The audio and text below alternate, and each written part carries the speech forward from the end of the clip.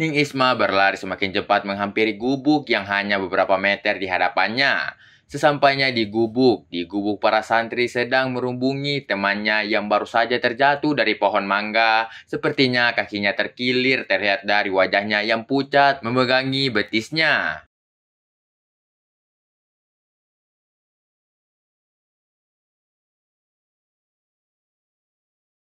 Ada apa? Ini. Tanya Ning Isma terkejut membuat tiga orang santri yang sedang mengelilingi temannya yang mengerang. Kesakitan langsung berdiri ketakutan. Perbuatan mereka nyolong mangga akan segera terbongkar akibat temannya yang kurang berhati-hati hingga terjatuh.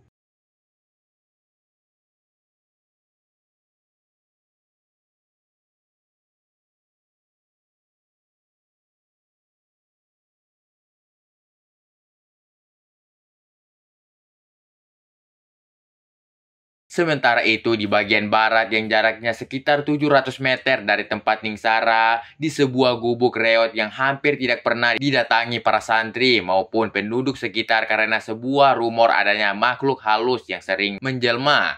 Itu sebabnya Zainab berani mengajak Baharudin berasyik masuk di tempat ini mengumbar watasya yang sekian lama tidak tersalurkan.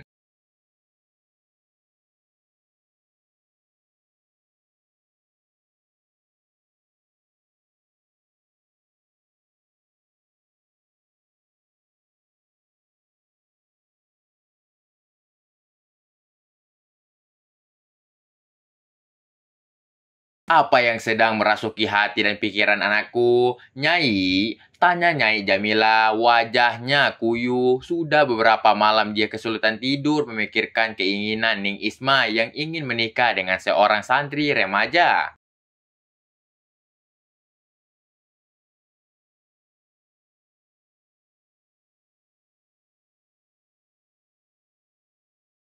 Aku sendiri nggak tahu, Nyai. Jawab Nyai Aisyah pelan. Dia diminta datang oleh Nyai Jamila untuk membicarakan hal ini. Nyai Aisyah tidak menyangka dengan kenekatan Ning Isma untuk menikahi Baharudin. Kenekatan yang jelas langsung ditolak oleh Mbak Yai Maimun, kakak iparnya. Gumam Nyai Aisyah jengkel karena mau tidak mau dia akan terseret dalam masalah ini.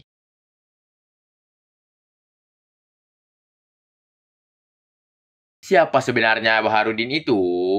Nyai, apakah dia santri istimewa sehingga Ning Isma tergila-gila padanya? Nyai, tanya Nyai Jamila menatap wajah Nyai Aisyah yang terlihat gelisah. Dia ingin mendengar atau setidaknya tahu siapa itu Baharudin. Dia tidak bisa mengabaikan keinginan Ning Isma begitu saja. Yang menjadi persoalan adalah status Ning Isma yang baru saja menjanda dan belum segenap masa indahnya. Tiba-tiba dia datang meminta izin untuk kembali menikah.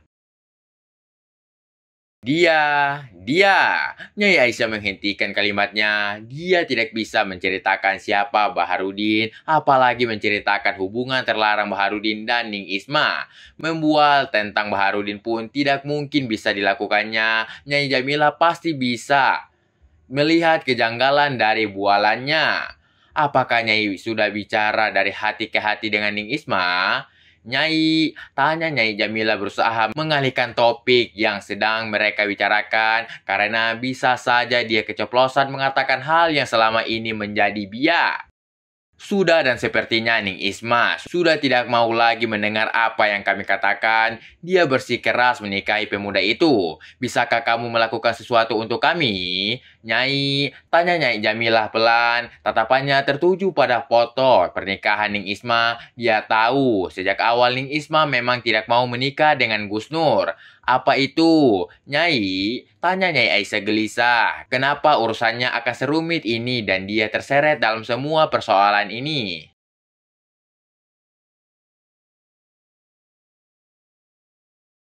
Suruh pemuda itu pergi menjauh. Cari pondokan lain yang jauh sehingga dia tidak akan bertemu lagi dengan Ning Isma. Jawab Nyai Jamila. Hanya itu satu-satunya cara menjauhkan Ning Isma dan Baharudin. Dia dan Mbah Yai Maimun tidak bisa melihat cara lain. Dan Mbah Yai Maimun juga tidak bisa meminta tolong Mbah Yai Nafi mengusir pemuda itu. Karena mereka yakin Mbah Yai Nafi tidak akan mau melakukan hal itu.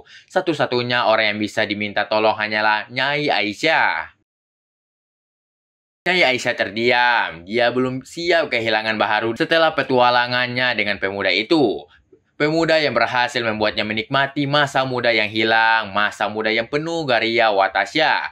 Pemuda itu sudah berhasil menaklukkannya, memberinya kepuasan demi kepuasan gasorme yang tidak pernah diperoleh dari Mbah Yai Nafi. Dan yang paling penting, pemuda itu tidak boleh pergi jauh dari kehidupannya dan kehidupan Ningsara setelah berhasil mendapatkan kehormatan Ningsara. Nyai, kamu mendengar permintaanku, kan? Tanya Nyai Jamila menyadarkan Nyai Aisyah dari lamunannya.